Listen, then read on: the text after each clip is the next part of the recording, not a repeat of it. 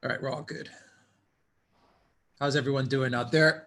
Welcome to another Monday live stream. How's everyone's week getting off to? The last week of July, and then we head into August. It has been an interesting summer, to say the least. Let's see what August brings us. We have in Moscow the host of RT's Crosstalk, Mr. Peter Lavelle. Peter, how are you doing this Monday afternoon? Doing everything I can to keep up with what's going on here. But I'm really glad we're doing a podcast on this topic because you know what? We've been right from the very start. I'm taking a victory lap here. So, all right, we're going to talk about it. Yeah, we've been right since 2016, 17. From inception. From inception. We have in London, the Oracle of London, Mr. Alexander Mercurs. Alexander, how are you doing? I'm doing extremely well, and I absolutely agree we should cover this topic. It's not been covered anywhere near enough. Consider how it dominated the news in the United States for over 3 years, how, the whole of political culture of the United States is framed around it. We were right. They were wrong. I'm going to point at the fact that I wrote an article, because we're talking about Steele's dossier. I wrote an article on the 11th of January, 2017, the day BuzzFeed published the Steele dossier, in which I called it a clever fabrication. I was wrong. It was not a clever fabrication. It was a stupid fabrication.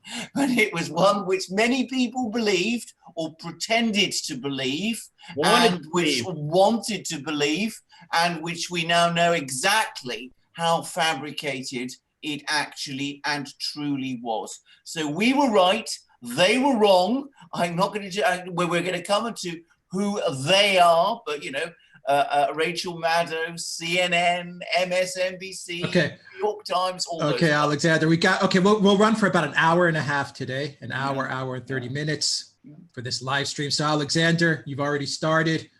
Why don't you get to it? Give us some context as to what we found out about Russiagate, the Steele dossier, the Brookings Institution, the primary subsource. I think we can all confidently say now, all of us in this stream and everyone viewing this live stream, that the Russiagate story is dead. It was, without a doubt, a complete and utter hoax and fabrication.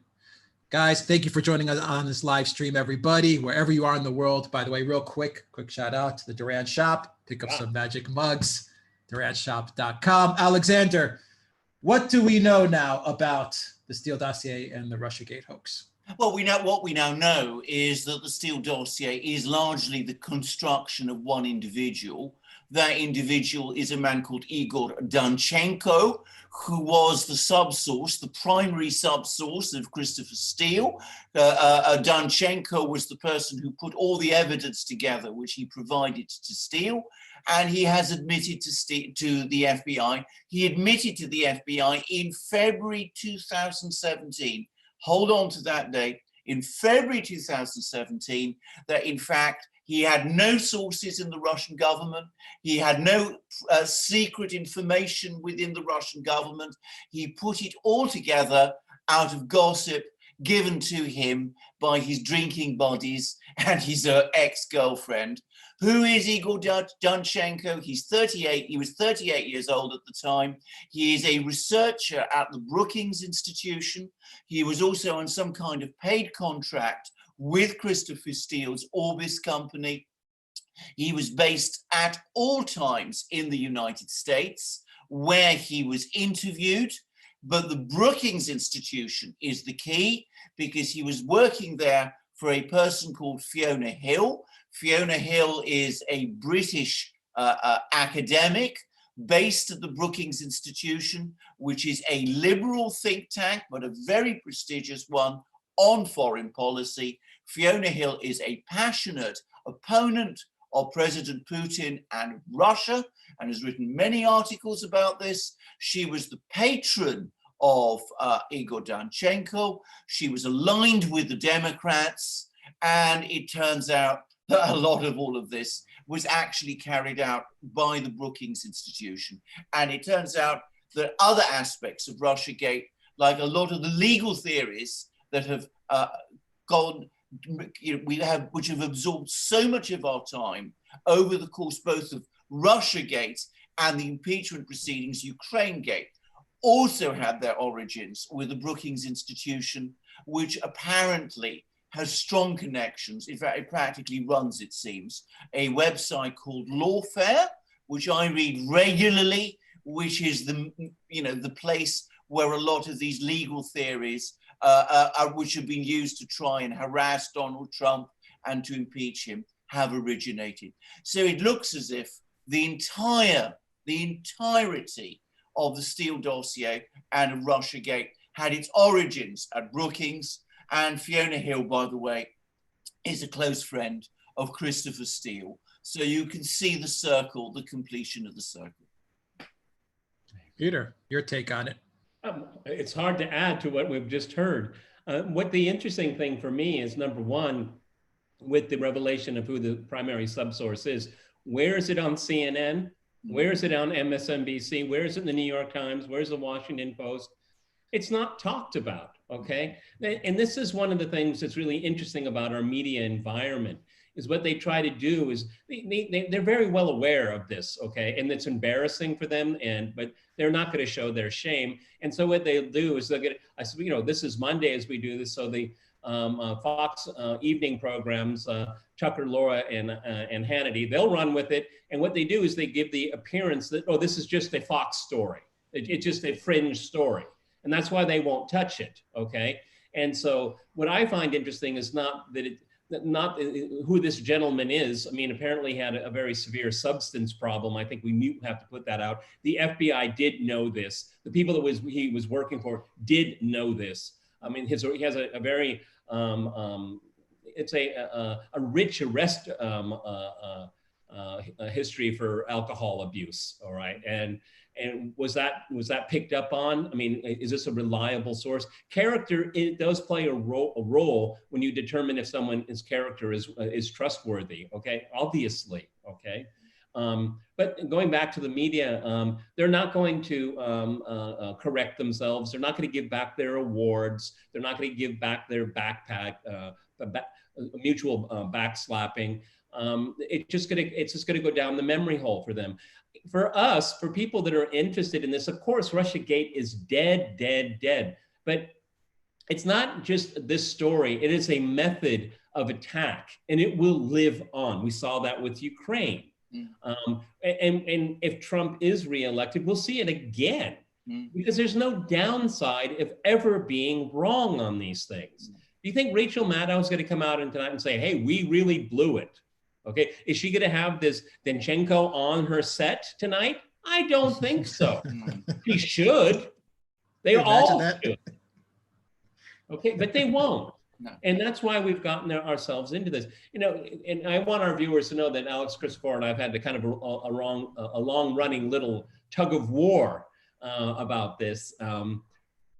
Not that we disagree with the outcome, is that what we may have some different disagreements on what it means. Okay, does it move anything? Is it going to change this election? If we hadn't had COVID and the economic turndown, yes, this would have been very valuable on the heels of the failed impeachment process, because Trump is being exonerated over and over again. I was wiretapped. I was spied upon. I was surveilled. Remember how everybody laughed and laughed and laughed about that? And over again, we was, obviously. All of the dots have been connected. We don't need too much more. This is a case that you can prosecute this case now. And I really hope it will be, okay? But even with prosecutions, is it gonna move the needle? Let me give you a quick example here. When Chris Wallace interviewed Trump, I guess it was a week ago Sunday, I personally think it was not a good interview on Trump's part, because he was asked the question about legacy. There's a thunderstorm here if you hear the thunder outside. His legacy was I was persecuted, okay? Because for Trump, he needs to be vindicated on this. But so many things have happened subsequently. Does Russiagate affect the everyday life of an average American? No, not really, okay? unless you're thinking about government and honesty in government and stuff like that, people have very, very different serious concerns right now. I'm glad it's coming out. It vindicates 3 years of hard work we have done here, 3 years of hard work I've done on Crosstalk. And I compliment Aaron Mate, Max Blumenthal, Glenn Greenwald, Jimmy Dore, Tucker Carlson for sticking it out through all of it. And Hannity, of course, did a superb job on Russiagate, and only on Russiagate, in my opinion, okay? So does it move the needle? I don't think so. I think it may not move the electoral needle, but we mustn't get sidetracked into thinking that this story has lost significance, because of course the key. No, I understand what you're saying, Peter, but the point I wanted to simply make is, as a matter of fact, what we have seen here is a concerted attempt by agencies of the United States government to remove the president, the elected president of the United States. That is a big story, regardless of who is elected in November. I mean, I would be very sorry personally if Biden was elected, because I want to see investigations and prosecutions. But this story, what it does is it casts a light on the kind of country that the United States has become and is becoming. We have a media which, as Peter absolutely rightly says, is not reporting these absolutely extraordinary revelations, is not admitting that it is wrong. We have admissions across the across the law enforcement agencies that massive systemic harm was done to the way the Constitution works. We've seen the FBI going completely rogue. If these things are not investigated and there is no political price, then that is an important fact, and we must report it and discuss it, because those Americans who are still able to hear need to know about it, and so does the outside world. That's all I'm going to say about this discussion, because I'm not close to American politics in the way that Alex and Peter, who both had their roots in the United States, are. But for me, this is still an important topic. And I want to make one further point about Brookings, about the people I've just discussed in our introduction. Consider the fact that after all these events took place, after the FBI knew, because they interviewed Danchenko, what a complete non-source he actually was, that's when Russiagate began to take on stream. That is after that interview that Robert Mueller was appointed and conducted his 2-year inquisition. And Fiona Hill, the boss, the patron of Igor Danchenko, the friend of Christopher Steele, the friend of Strobe Talbot, a Clinton and Obama aide and Clinton ally, to whom she provided copies of the dossier. Fiona Hill, this same Fiona Hill, what happens? She gets appointed to Donald Trump's National Security Council. She's brought right into the heart of the Trump administration, right into the heart of US power, where she bides her time and becomes a key witness against Donald Trump in his impeachment proceedings at the start of this year.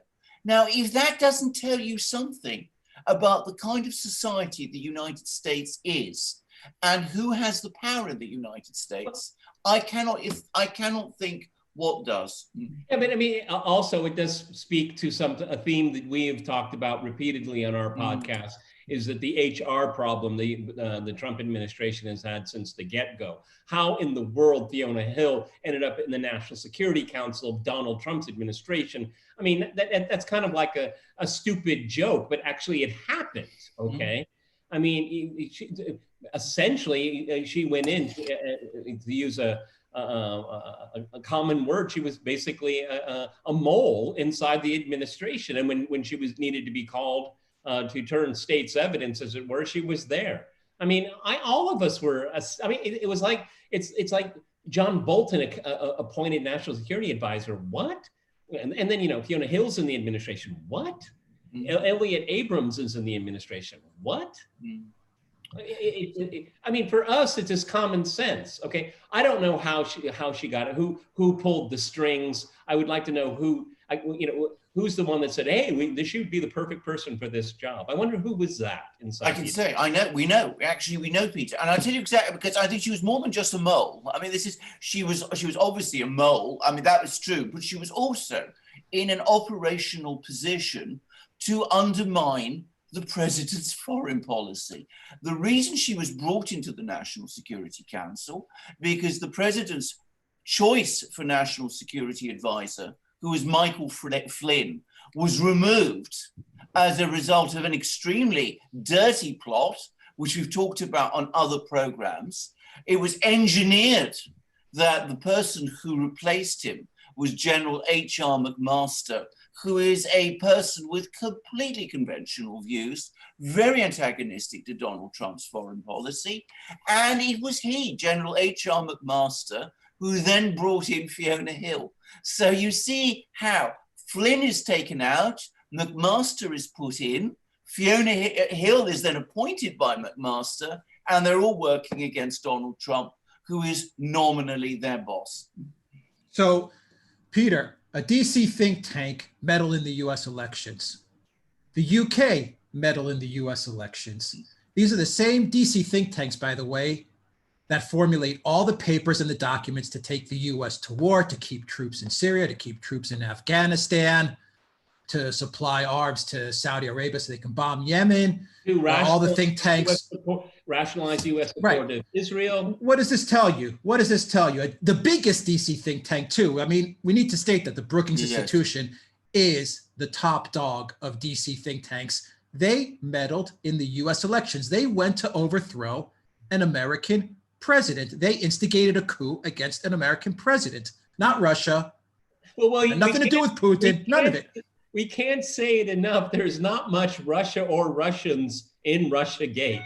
Okay, I mean, this is what we've found out. Okay, it wasn't concocted in Moscow. It was concocted in London and Washington, D.C. Yes, blocks away from the White House. It was concocted. Blocks away. Yeah, absolutely. I mean, the Brookings Institution, by the way, dates from 1916. I think it's the earliest and most prestigious of all the great Washington think tanks. And Igor Danchenko works there. He's an American. He's not Russian. He wasn't born in Russia. He was born in Ukraine, what is now Ukraine.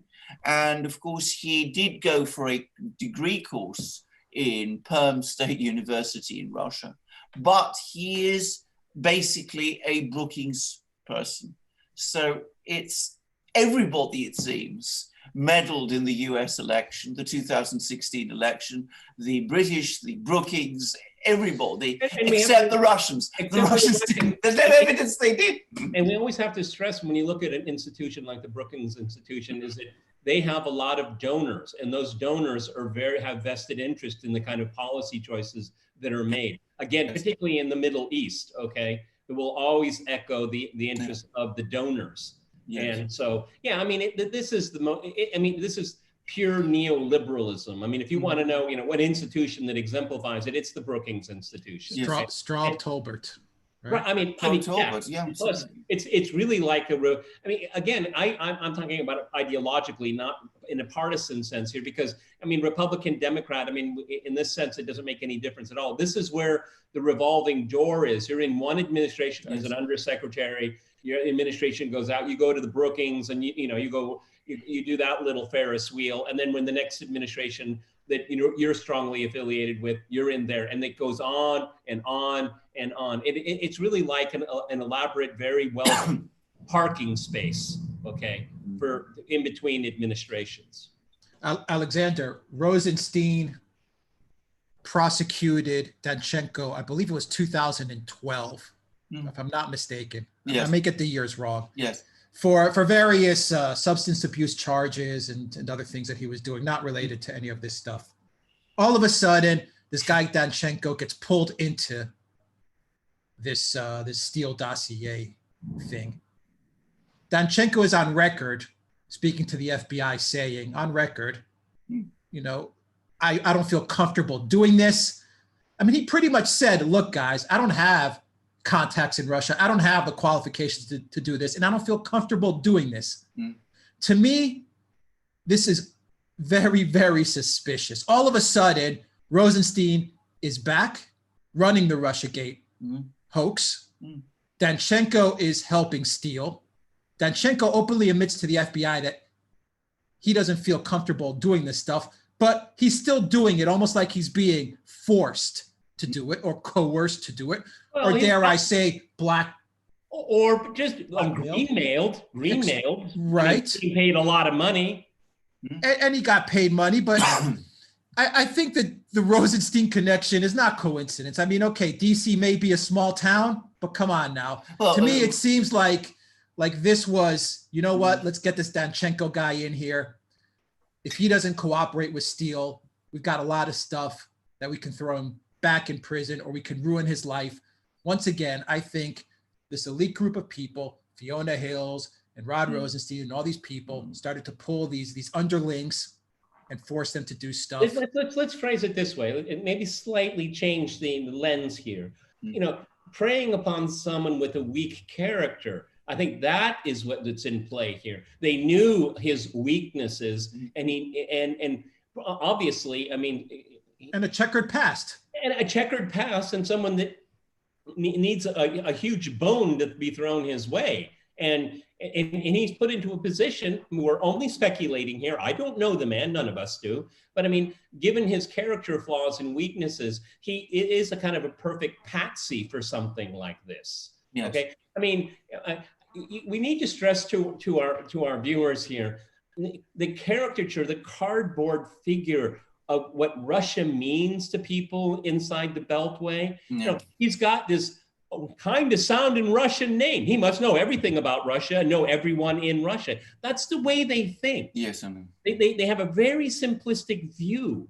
And so he speaks Russian. Well, he must be an expert on Russia. Okay, he knows people at the Brookings Institution. He knows Fiona. I mean, you know, he must be with us. You know, I know this. I'm not trying to make fun of this here, but I know this. I've come across this my entire adult life. Is there such a simplistic view of things? And, oh, he must be an expert because he was born there. You see what I mean? And plus, he actually acts out their perception. I mean, it's reinforcing all of the time. Oh, you know, we have to get rid of Putin. Yeah. Well, he's our guy. You know, Igor, he knows what he's talking about, and he can help us. Okay, and we can make sure he can help us. I think it's a lot more that kind of dynamic. I think the one thing I'm going to say about all of this is, first of all, by the way, just Rosenstein was not in Washington. He was brought to Washington. He was the federal prosecutor is somewhere in New England, I forget, but he was then brought into Washington and made deputy attorney general. And of course, Trump wasn't happy about that, because then Jeff Sessions, who was supposed to be the attorney general, resigned, recused himself. So there's lots of things there. And by the way, Rosenstein has a lot of things to answer questions about. He appointed Mueller. Why did he appoint Mueller? He signed off on all these FISA warrants, which he must have known by this time, or had every reason to know by this time, were based on, shall we say, the flimsiest of evidence. Alex, can I interject something real quick here, because I'm just agreeing with you here. Yeah. I don't really know the Congress member that was in asking him questions during a congressional committee, but he asked him, "Did you read? You signed the third FISA. Did you read it?" And he said, "Well, procedure in our department is that. Did you read it?" And then again, more doublespeak. Did you read it? And then for some reason, the congressperson backed off. I would have said, "No, I'm not going to let you go until you tell me, did you read it?" Yes, because you signed it. Exactly.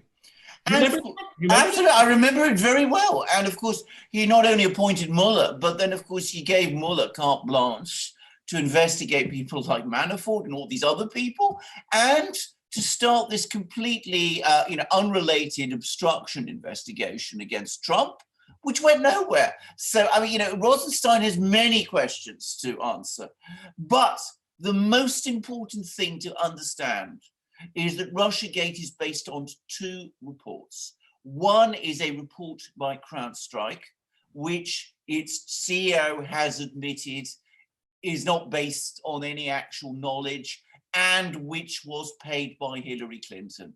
The second report is the Steele dossier, also paid by Hillary Clinton, based on the entire evidence, as it turns out, of a man, a youngish man with a history of alcoholism and with no real contacts in Russia. And both documents, both the CrowdStrike report and the Steele dossier, are ultimately confected in the United States. Britain is involved because Christopher Steele is obviously British, but I do wonder now, and this is, I think, a good question, whether Steele is in fact the actual person organizing the dossier, or whether he wasn't just the front man, cut out, and whether Brookings and Danchenko and all those people were doing it past him. So there's that question also, which could be asked. I don't know whether we get answers to it. I'm sorry, but I just to get a little levity out of all of this, I just have to wonder when he was finally asked, under oath. So where did you get this information? My drinking buddies, my ex-girlfriend. Hey man, they were gonna pay me. They needed something. I had to come up with something. That's not an exaggeration. That is where it's not an exaggeration. Yeah, that's exactly what I'm watching. saying. Yeah. Okay, and the guy interviewing is like, what did you just say? Your drinking buddies? Yeah. Which of course it seems like this gentleman, that's what he excelled most at. And I'm sure the interviewer was probably just dumbstruck. The whole country has gone through this for 3 years and you said what? Yeah, 4 years to try and remove Trump, to try and impeach Trump over information from drinking buddies and an ex-girlfriend. Exactly. I mean, but let that sink in. Sink in. And the important thing to understand, the FBI knew this in February 2017. In other words, they knew it a year after the first allegations were made, a year after the Steele dossier was produced. Russiagate continued largely on the basis of this dossier for a further 2 years after. And the Republicans knew, Alexander. The Lindsey Grahams knew. The Republicans also knew. What does that tell you? What does that tell you about how everyone feels about Trump? Well, it tells you everything, because it tells you that he has no real friends. I mean, he's come to Washington, to the White House, elected constitutionally in a constitutional election by the American people, but he finds that the swamp is out to destroy him, and they get very close. We shouldn't be surprised. No. Number one, the Democrats would let this go on forever. It's politics, okay? So no surprise there, okay? The deep staters. Their whole careers are on the line. Of course they want this to go on, okay? Yes. Who's culpable here? The GOP. The GOP is culpable here. Okay, and it shows you that they're spineless, they're corrupt, they have no ideological fortitude whatsoever. I mean, this whole bailout thing that's going on right now, and it's a different topic, but again, it shows itself, okay? So it shows that the GOP would prefer to lose this next election, because being in opposition, look how well they did under Obama, Biden for 8 years. Oh, those were good years for the GOP in opposition. It was good times, because you can talk out your sleeve and say all this nonsense and whip up your base, but never be held accountable and never do anything.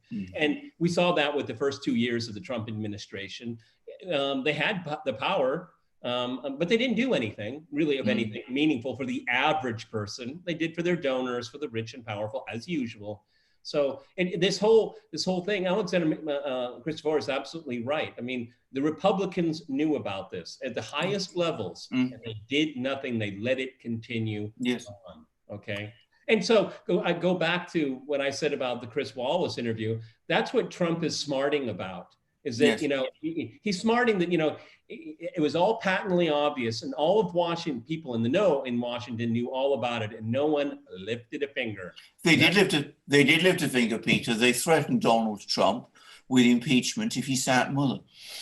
That's what they actually did. And that was the Republicans. I remember it very well. So, you know, they actually were accessories to this thing. Yeah. They colluded in it. I mean, they knew it wasn't true. They went along with it. There were some people in the Republican Party. These are almost entirely House Republicans, closer perhaps to the Republican base, people like Nunes and Jordan and people like that. But the Senate Republicans, where, you know, the party leadership ultimately lies, they went along with it. And I can remember so well, all the way through 2018, right out, you know, let Mueller, this great, you know, servant of the state, this pillar of integrity, let him do his work. And of course, they knew from an incredibly early stage, at least from the middle of 2018, probably from the autumn of 2017, that all this was nonsense. Yeah. Isn't it interesting that Fiona Hill, we were talking about this, Peter, before we went live, isn't it interesting that Fiona Hill, who's now a central player in all of this, she is now a central player, and I'm sure Durham and Barr are going to take a closer look at Fiona Hill, but she was not involved in Russiagate or Mueller at all. She made herself known. She came out of the shadows during the impeachment and Ukraine. What does that tell you? Well, I mean, it could tell us a lot of different things. Number one, she wants, with the Ukraine thing, I think she wanted to show that her contribution to the resistance, okay? Because maybe in their clouded judgment world, their ideologically obsessed world, they thought this impeachment thing might work, or it might significantly damage Trump. And she would come out waving the banner as head of the resistance, particularly in foreign policy, because she's got her eye on who's going to be, hopefully a Democrat in her mind will be inaugurated in January of next year. Nice plum job there. I mean, she's a foreign national, but, you know, she could be National Security Council advisor. She could be a UN ambassador. That's one thing. Another thing is also maybe was throwing the dice, because she knew that this Danchenko thing might eventually come out, and she wanted to create a different narrative about herself. And because the narrative about her is going to be Danchenko for a while, okay, at least until November.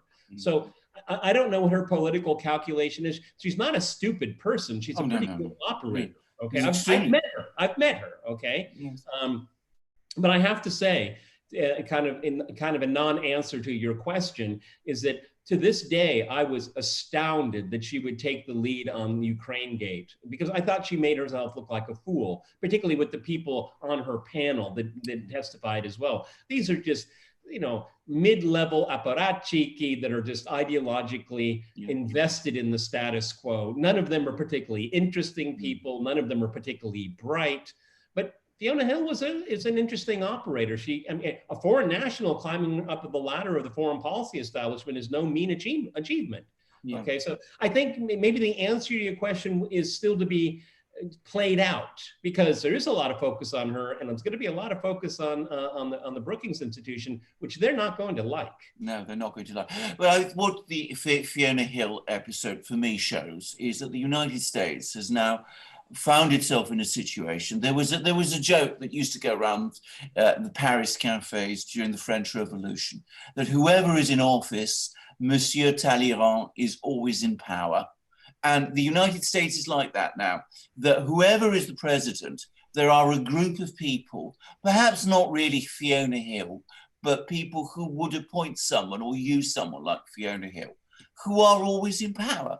There is now a permanent power structure in the United States, a deep state, because that's the only explanation for the fact that she's in the White House able to do these things. And I, by the way, completely agree with Peter about one thing, which is the greatest mistake a political operator can make is to come out of the shadows. She came out of the shadows when she gave evidence in the impeachment proceedings.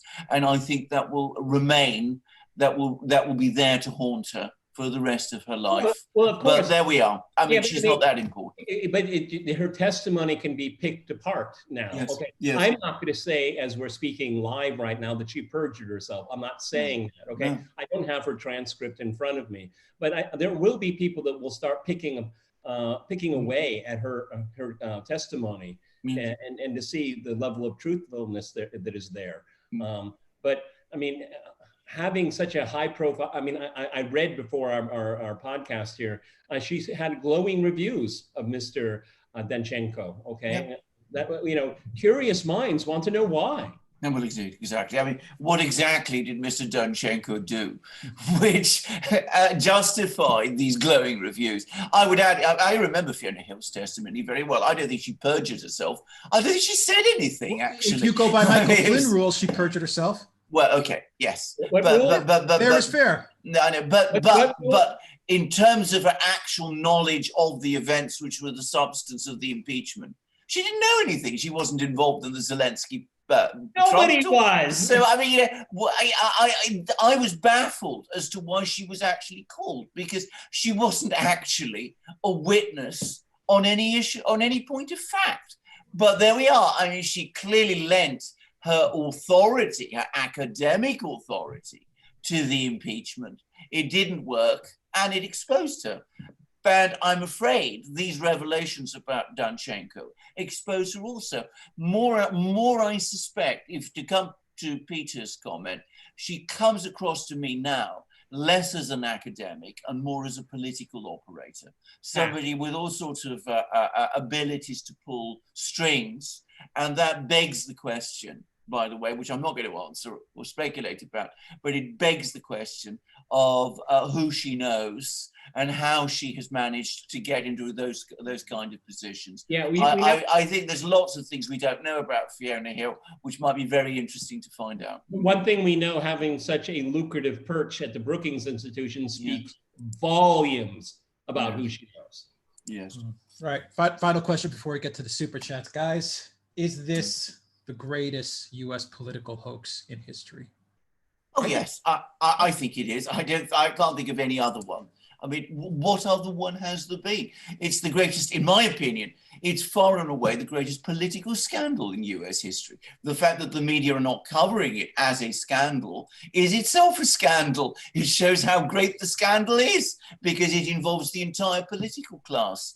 But to come back to the original point, I cannot think of any other situation where there was an attempt by the permanent bureaucracy of the United States, allied with a large part of the political class and the media class, to remove a US president who had been constitutionally elected by alleging against him things that he had never done. I've never known anything like that happen before in the United States. What's the title of the novel? I always get the number of days wrong. 7 Days in May? That's right, yes, whatever it was, yes. There's a good film on it. A good film too of it. Yeah, I mean, what is happening now, it would be difficult to write enough piece of fiction, okay? Because when that 7 Days in May, it's a really great novel.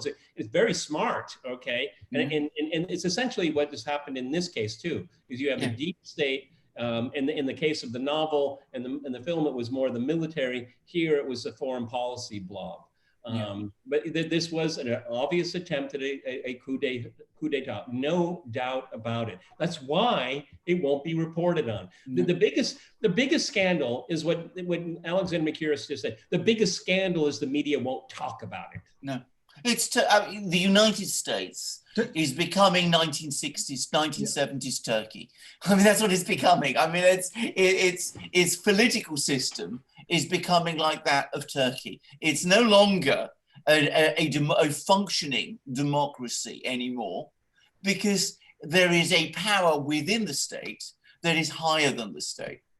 How will this be defined in history? Hang on. It's really interesting that what we just heard here, because when the term deep state really has its origins in Turkey and in Egypt because of the phenomenon that Alexander Makiris just mentioned here. We never really applied it to the United States. I can remember doing crosstalk in December 2016, and I commented to my studio guests, because we've been using the term deep state for a while, and I said, take a look at this, and I put up a graphic, and it was the New York Times, and it said deep state. And all of a sudden it came into common usage, okay? But the phenomenon has been around for a long time. And the origins of it, in my mind, go back to looking at the political corruption in Egypt and in Turkey. So it's come to the United States. I wonder how history will record these events. History always, if Trump, who writes it? Right, that's what I'm gonna say. If Trump wins or if Biden wins. I think, regardless of who wins in November, there will come a point in time when the momentous significance of these events is in fact acknowledged. It may be in 50 years or 100 years' time, but eventually it will be acknowledged. Because be very clear, this is a momentous event. This isn't. You know what I really am looking forward to is like Andy McCabe or James Clapper, you know, they're on the MSNBC or CNN set, and you know they have a news flash and say, McCabe is, you know, live on television. You've just been indicted, okay? If it's a lot of this depends, and I hate to say this, but it's really true. It has a lot to do with what's going to happen with the election, because Alexander Makiris has cautioned us over and over again on these podcasts that these investigations and determinations take a very long time. You can't fast track them, okay? You just can't if you want to get to the truth. Yes.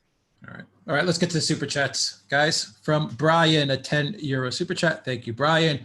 From BCOG, £5 super chat. Thought of doing a summary video or documentary on Russiagate. Hard to explain for the uninitiated. Otherwise, if well referenced, could make impact.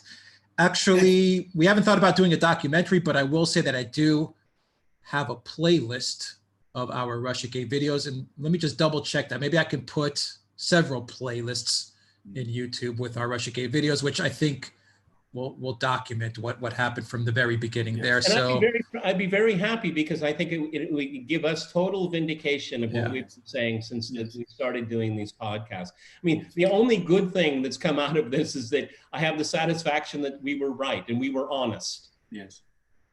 Yeah, I think we nailed this story better than anybody, without a doubt. From Brave New Perth, a $5 super chat. Will there be conflict within the Balkans with China's economic expansion within Europe and the Middle East, Russia, NATO, and the US responses? There will be conflict in the Balkans. China is a player in the Balkans, but it's not the key player. The things that will cause conflict in the Balkans are a combination of US policy there, which has been, to be very clear, very misjudged, and also the situation within the Balkans itself. Let me repeat again a point I have made. What has happened as a result of the breakup of Yugoslavia is that you have a Serbia now surrounded by unstable microstates, Montenegro, Bosnia, North Macedonia, Kosovo, or against all of which it has claims and grievances. In the Balkans, that is an incredibly unstable situation and ultimately an unsustainable one. And it will result in violence. We've already seen events in Belgrade over the last couple of weeks. They didn't, I never thought they would. They never actually exploded into anything, but it shows you how unhappy and dissatisfied many people in Serbia are with the situation there. And, and many of the places you mentioned are NATO members. Absolutely, yeah. From Magnesia Shan, Peter, how do Muscovites respond to daring art and satirical cartoons? Is it allowed? Yeah. I mean, the Russian internet it's probably, if you don't speak Russian, you won't understand how rich and vibrant it is. An enormous amount of dissent, a wide variety of opinions, bloggers that love Putin, hate Putin, bloggers that, love immigrants, hate immigrants. I mean, it's such a wide variety. On the internet, I mean, there is oversight to the extent that if there's a website or a writer that is inciting racial violence or wanting to direct harm, physical harm against someone, then you can get yourself into trouble. But other than that, it's really freewheeling. The interesting, kind of a derivative of what the question is like graffiti. And it's something that I notice all of the time. There's so little graffiti in Moscow. It's minuscule. And when you see it, it really stands out because you're not used to seeing it. There is a policy of murals like you could have, like fish or panda bears or something, something kind of nice, particularly on the rail lines, going across the city, you'll have a whole wall that someone is allowed to paint. There is certainly places where people just do their, I don't know what the tag, I think of the term is, they have little markings and stuff like that. But there's so little of it. And the reason why is that, I mean, someone, if you're putting graffiti on a wall, someone's going to say, why are you doing that? I mean, the public will do that. The public will say, what are you doing? It's not the police. You don't need the police to police that. The public will say, we live here. This is our city. Why are you doing this? So, yeah, I mean, the Russian websites that I see, there's a lot of satirical stuff, ridiculing everyone. So, I think, people that always comment about the nature of political discourse in Russia, usually these people have no understanding of Russian at all, okay? It's just really normal, for the lack of a better word. All right. And I'll just very quickly say I've seen ferocious cartoons in Russia. They're very, very good at cartoons. Carry on, Alex. Okay, from Sparky, $10 super chat. 1996 Telecom Act allowed media ownership consolidation to Gilded Age, Hearst, Pulitzer levels. It also removed logistical barriers, which had limited warrantless spying between telecom and government. Yeah, absolutely true. That was under Clinton. It's under Clinton. Like, he got rid of Glass-Steagall, he got rid of all kinds of things. And you have seen this extraordinary concentration of economic and political power in the United States, which is, I think it actually goes far beyond Gilded Age levels. The media too. Exactly, because remember the Gilded Age, yes, there were some incredibly rich people and all this, but America in those days still had a vibrant political scene and it was very diversified, lots of different people, there was lots of media and all this. Now everything is becoming concentrated in the same hands. Yeah, and during the Gilded Age as well, is that there's one other dynamic that we have to put into play here, is that there was enormous growth. Yes. There was growth everywhere. Mm-hmm. All ships were rising. Okay, you had concentration of wealth, but you were developing a vast middle class at the same time. Yes. Now what we have is huge concentration and stagnation for everybody else, okay? Yes. So it's worse than the Gilded Age, okay? Because absolutely I mean, since 2008, and then with this year, the rich just got a whole lot richer. The middle class is stagnant, if not in dire retreat. Yeah, that's a very good point, actually. From Brave New Perth, $10 super chat. Eurasian infrastructure integration, is it a response to neoliberal capitalist globalization? Thoughts on Russia and China's cooperation to build infrastructure across Eurasia, EEU, AIIB, and the SCO? Well, yes. Right. The short answer is. You want me to read it again? I mean, it's not necessary. I mean, what I will say is simply this: yes, there is this element, but I mean, bear in mind that from the Russian point of view and from the Chinese point of view, this makes economic sense and would do, irrespective of the pressures that exist anyway. I mean, Russia and China are two naturally complementary economies. Russia has huge natural resources, certain very advanced technologies. China is this huge manufacturing power. It makes logical sense to put them together. And we will no doubt see this trend accelerate over the next few years. We're now seeing big pipelines being built between Russia and China, diversifying Russian gas exports and oil exports. We will see the Northern Sea Route coming into operation. We will see lots of things going on, and it will change the economic geography of the Earth Now, it would have happened anyway, regardless of the political forces that we're talking about. The way those political forces, the geopolitical pressures, have worked out is that these changes are now going to happen at a faster pace and with a more adversarial political position than they might otherwise have had. And also with the outside political pressure, and we look at Western financial institutions, we look at NATO, we look at the sanction mania coming out of Washington, which is so counterproductive. All that it's doing is accelerating the consolidation of the Eurasian, and I'm more stressing more the Asian part, consolidation of trade patterns. I mean, there's so much growth potential in that area. And Alexander McKeers is right, it's going to happen anyway. Just these outside political forces are only accelerating it. And importantly, it's making people choose. And a lot of people are going to choose not the West. What we're seeing now is that because of the pressure that the US and its allies put on trying to control the development of international trade, is that you're creating a bifurcation of the world that's accelerating. And with this rhetoric, Mike Pompeo should just, stick his fist in his mouth and stop talking, okay? I mean, what he has said over the last few days about China is so counterproductive. It doesn't move the needle in any positive direction. And it's just telling a lot of people, particularly in Central Asia and all through the Eurasian landmass, these guys are so confrontational. They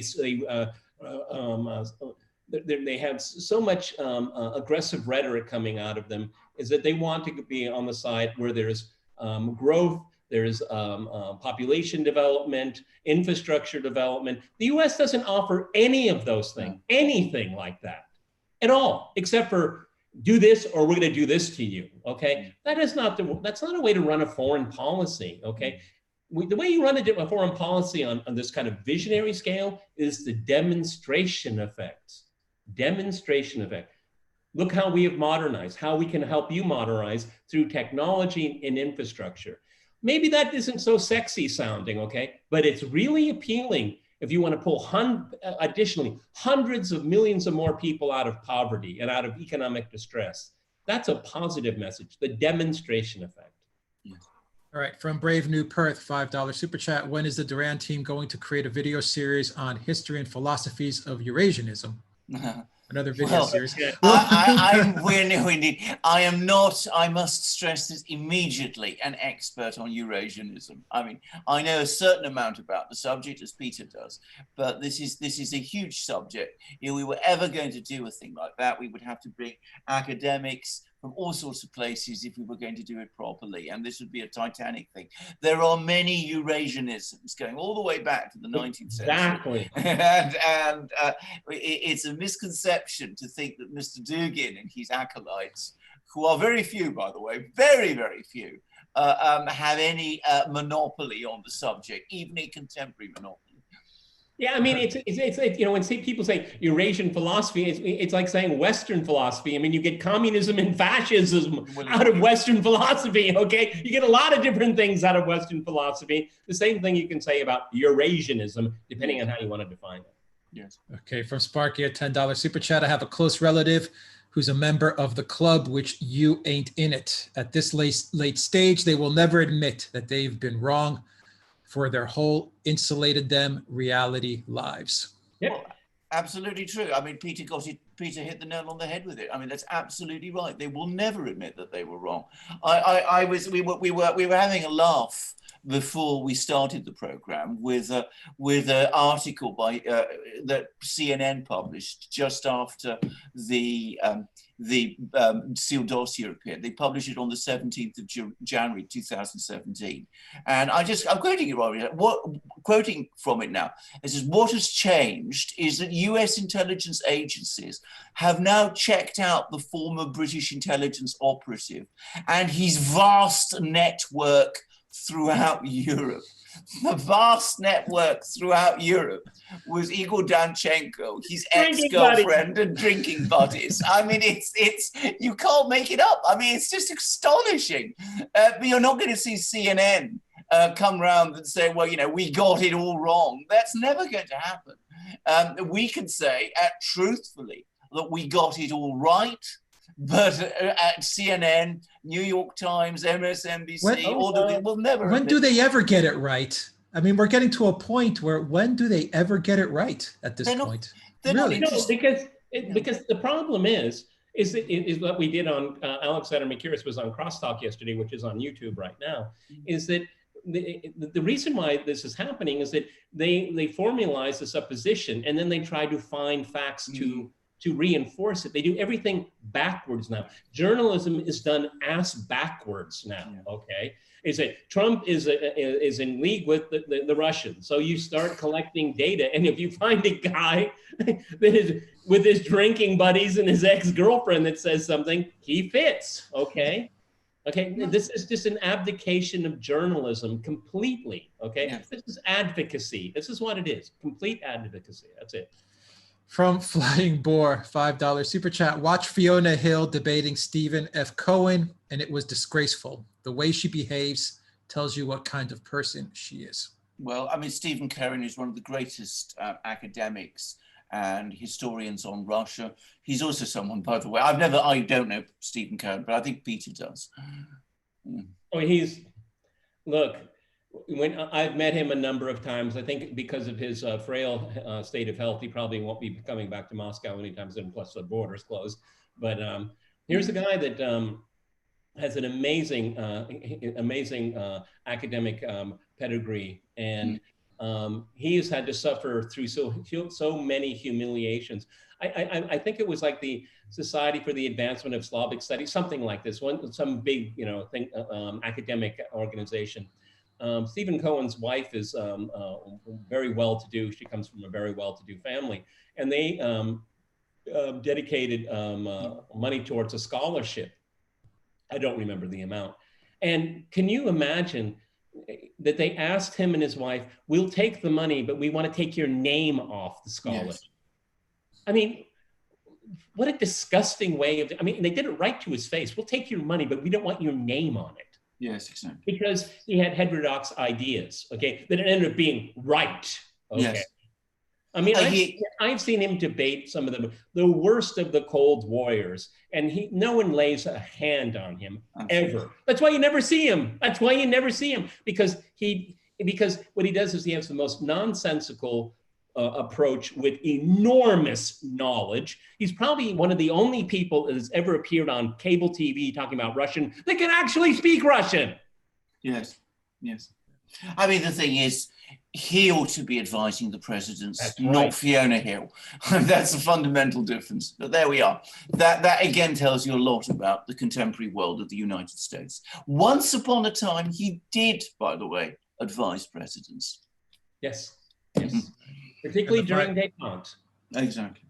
The final super chat from Lindell, $20 super chat. If President Trump wins, do you think it would be a Pyrrhic victory? The USA may be able to get part of their house in order, but do long-term damage to its internal foundations and international standing.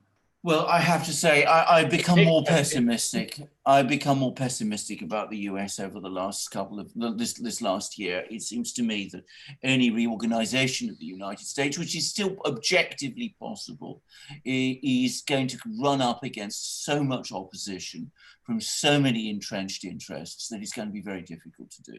And that is a bad thing for the United States. And I'm very sorry about it, because I have a great feeling for the country. Peter, you wanted to say something? Well, I think that when you look back to American history, I don't want to sound trite or anything, but people of good faith came together and we had to face challenges and terrible things. You know, history is remembering and understanding a past of tragedies. That's primarily why we have history, because of bad things, not because of good things. But it's also about goodwill and coming together. There's no goodwill left. No. There's none. There's just none left. And I'm afraid, and I'm going to be doing a program in about less than 1 hour right now. And I'm going to be playing the devil's advocate. I'm going to having two lefties on, and I want them to explain to me why if they win in November, America won't turn into a worse dystopia than it is already now. That's what it's going to be on. It'll be on Wednesday. But there's such a lack of good faith. And I find that really, really tragic. No matter what happens in November, the country will explode. It will explode no matter the outcome. And particularly if we're going to have a mail-in ballot, then the level of confidence, it just isn't there. And mainstream media say, oh, it never happens. It's happened. People have been prosecuted and gone to jail for voter fraud, okay? And don't listen to CNN and MSNBC, okay? That people have done it. And if that opportunity is made available, it will happen again. That just historically, that's the case, okay? Why wouldn't it not? Why wouldn't it happen this time around? So the lack of legitimacy, there's so much lack of legitimacy and goodwill. That's why we're having this crisis. The one thing I disagree with is I don't think America's going to explode. I think the real danger is it will just, its decay will accelerate, because it won't be able, unless this political and ideological logjam is broken, which is difficult, but it could be done in theory, but I don't see how it will be done. Then, as I said, you will see the political system becoming increasingly dysfunctional and unable to do anything because it's been captured by powerful groups and vested interests, and the economic base upon which it's built, what Peter was talking about before, the position of the middle class, will continue to be eroded, and it will continue to overextend itself in foreign wars and foreign adventures, which have no real interest for the people of the United States and for which they don't benefit. And that's what will happen. That's the great danger for me for the United States. It's still got the time and the space to turn things around, but I'm becoming more pessimistic than I was about it happening. The US has been through great challenges before, but Peter said it absolutely right. There was goodwill. There were leaders to do it, and not just leaders, you know, not just a Lincoln couldn't have done it all by himself. If we want to talk about a Lincoln or a Roosevelt, there were people all the way down the system. Now, even if Trump wanted to change things, for example, he's got to work with people like Fiona Hill. And we see what with comes people like Lindsey Graham. Exactly. You know what we had to do? What we have to do is, at one point, maybe we could do this before the election and certainly after, depending on the outcome. But you know, what will the media do without Trump? What will they do? Right. Well, that's a problem. I'm sure Biden. Well, I'm sure Biden will take the U.S. into a lot of wars, like Obama I think did. that's right. I think that's all right. Yeah. They'll go after Russia hard. Yeah. If Biden wins. I guarantee you. And that's what I always tell people, because I've been asked by people that are very, very hostile towards me, by the way, very hostile towards me, is that, you know, why does Russia choose try to pick winners in the American election? I said, whoever wins, Russia loses. It doesn't matter who wins. Russia always loses. So, as we have said repeatedly on these podcasts, Russia has protected itself. It's insulated itself, import substitution. It's got money in the bank, low inflation, very little debt, still has growth, and has moved out of toxic Western financial institutions. And now we see China doing the same thing. All right. Yeah. So the writing is on the wall, and suck it up and buckle up, because brace for impact. Yeah. We got to do a video, guys, maybe a live, I don't know, maybe a video on the protests in Khabarovsk, which are interesting. I think that's an interesting subject, because I think a lot of people are thinking these protests are going to lead to an overall destabilization of Russia. So I think it would be good to examine those protests. I mean, I saw a lot of news articles on it the other day, and I think they were calling it pretty wrong. Absolutely. But either way, it's worth an explanation. Got two more. We got two more super chats that came in real quick. Closing both U.S. and China consulates. What do you guys think about that? A further acceleration of the divorce between the United States and China, which is becoming increasingly acrimonious. Allegations are now being made by each side against the other. And I'm afraid we are now in a Cold War situation between the US and China. Not something I welcome. A divorce, perhaps, But a Cold War, that's another matter. But that's where we are. Yeah, what makes this, what we definitely need to do is do a comparative video on Cold War, the original one that we used the term for, and what's happening right now. And you have to remember with the Cold War after the Second World War that ended in 1991, each side always left the other one with a way out. Each side always was willing to listen. Each side was willing to hear out the other's point of view. And each side always gave the other a way to diffuse. We're not seeing that right now. It's only in one direction. And that's really what makes it, I mean, obviously there's no real ideological thing. I mean, don't you find it all curious, everyone, that you're reminded that China is a communist country only 3 months ago? Okay, communist China, the Communist Party of China, you keep hearing it. This time last year, you never heard that. It's no accident. And that's one of the things I'm going to talk about on my program on Wednesday, because that's what we're going to do on Wednesday, is the Cold War with China that will go on air on Friday and YouTube on Friday, is that, can you pull off an ideological conflict here? And I have my doubts about it, because during the original Cold War, how many Americans would pick up something on their desk and say, made in the Soviet Union, okay? Or, I got this in the Soviet Union. I bought it. No, everything is from China, okay? And Western polities like stuff from China, okay? That is a big difference, okay? And Western elite, first of all, the rhetoric that's coming out of Pompeo's mouth, I don't think, Wall Streeters, do you think they agree with it? Like, we're going to get shut on China. No, we're going to find a way to make sure that no one sees what we're doing in China, okay? I mean, the Pompeo and his ilk are creating this atmosphere of confrontation with China, but it's really in a vacuum, because the financial elites are saying, well, wait, we're not going in that direction. They might give lip service to the rhetoric, but they're not going to give lip service to the policy. They're making too much money. See, trade between the West and the Soviet Union was almost zero. What was it, Alex? I mean, okay, so natural gas, diamonds, Russia was on the gold market, okay? But I mean, it was you could count it on one hand. Exactly. Well, you could buy Lada cars in London, as I remember, and Zenit cameras and things. Exactly. But I mean, to compare with China and China's interconnections with the world economy, I mean, it's just exactly as you say. I mean, it's darkness and light. I mean, it's just a completely different situation. And China is absolutely part of the world economy in a way that the Soviet Union never was. The Soviet Union was an economic system unto itself, completely isolated. It was an autarky, completely self-contained, completely self-sufficient, and entirely working according to its own drum. But it did not impact on the lives of people elsewhere. And that's not China at all.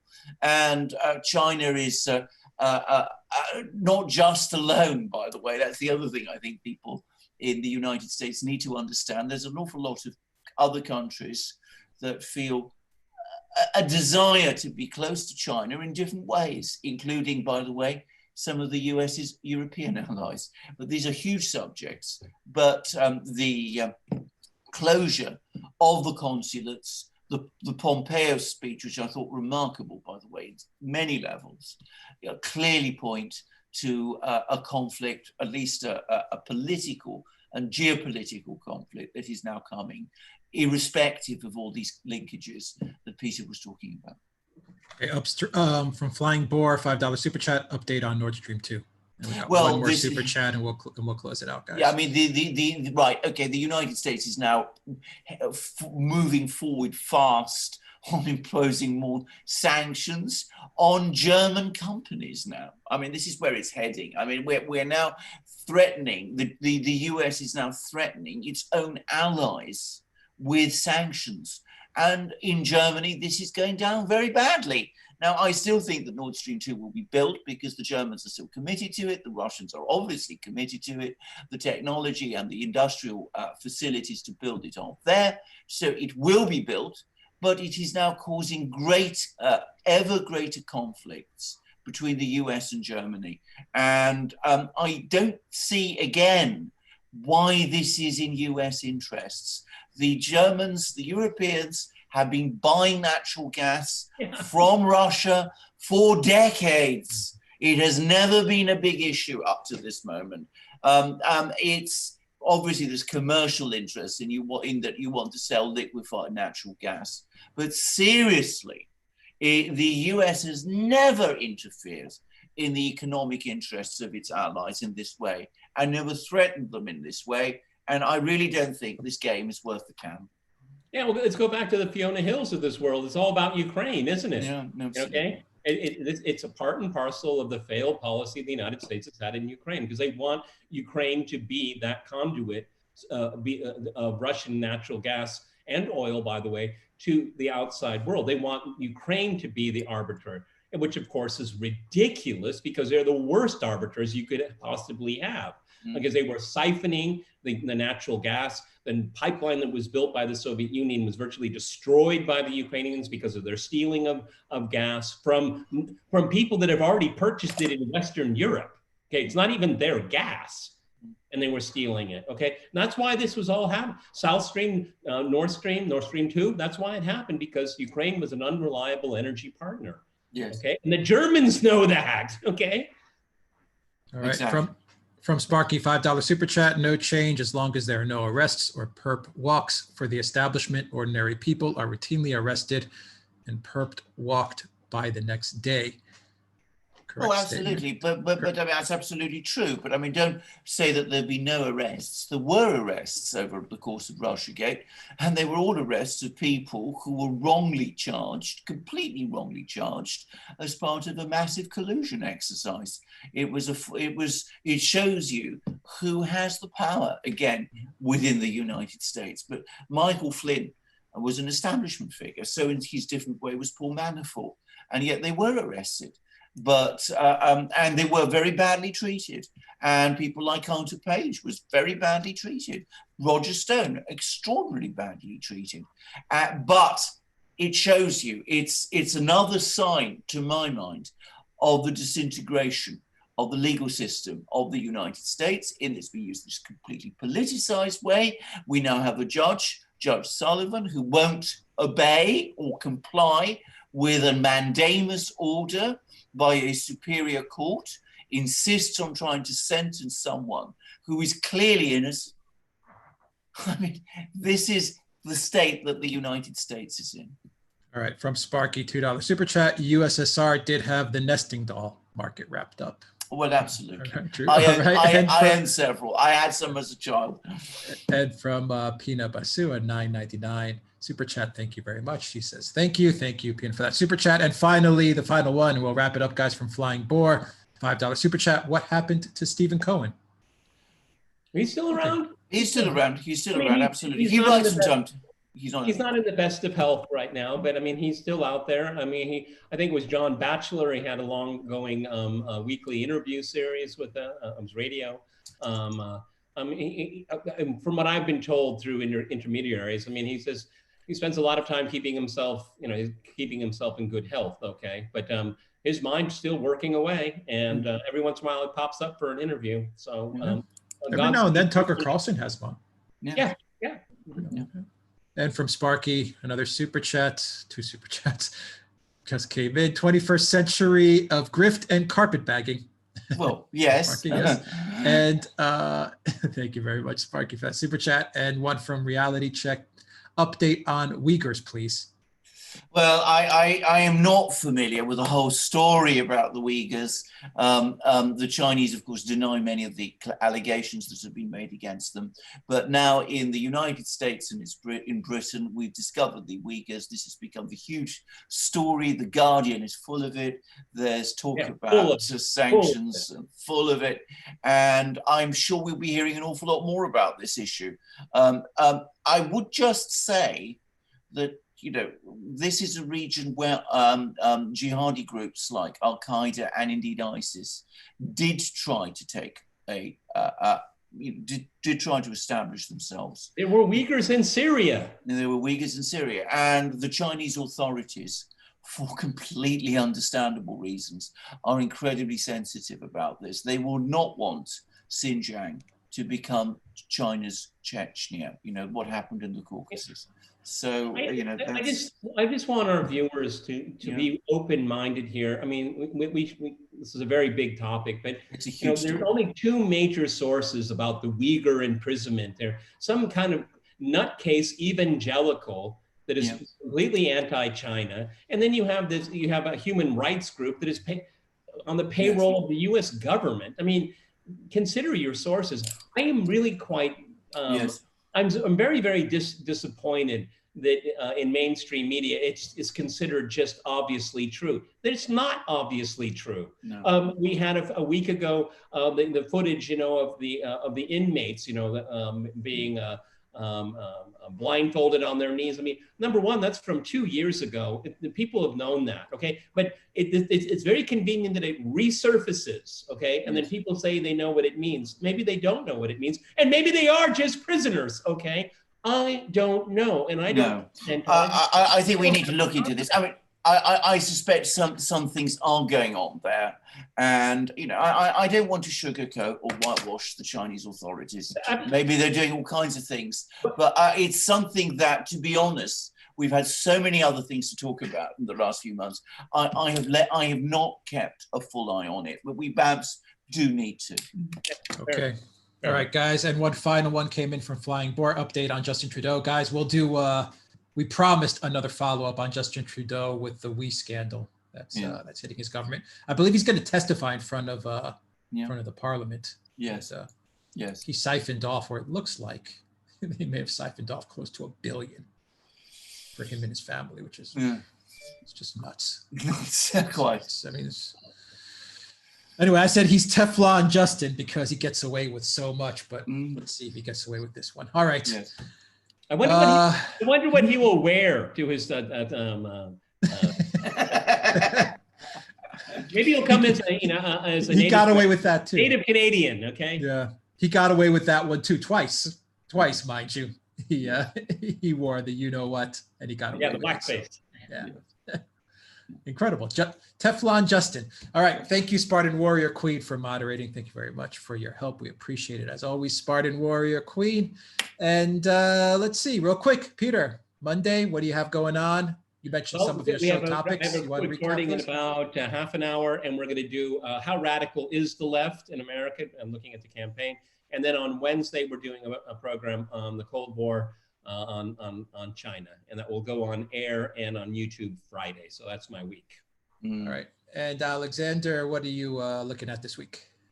Well, there's always more developments in British politics. There's a simmering war in the Labour Party. I don't know how interesting that is for many of our viewers, but it's still an event that we have to look into. I would have to look into.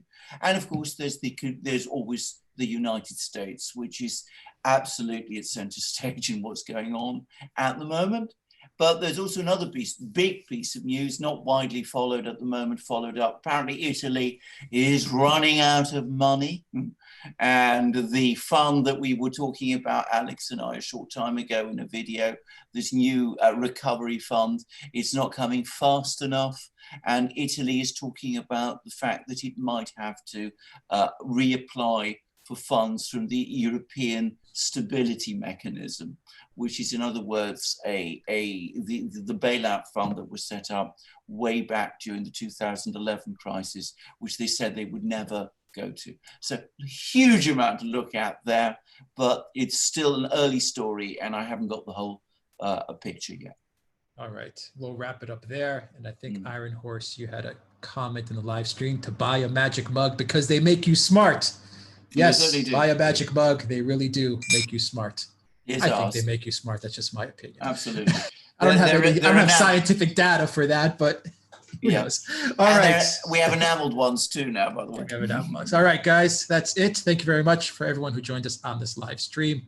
Have a great Monday and have a great week wherever you are in the world. Take care, everybody.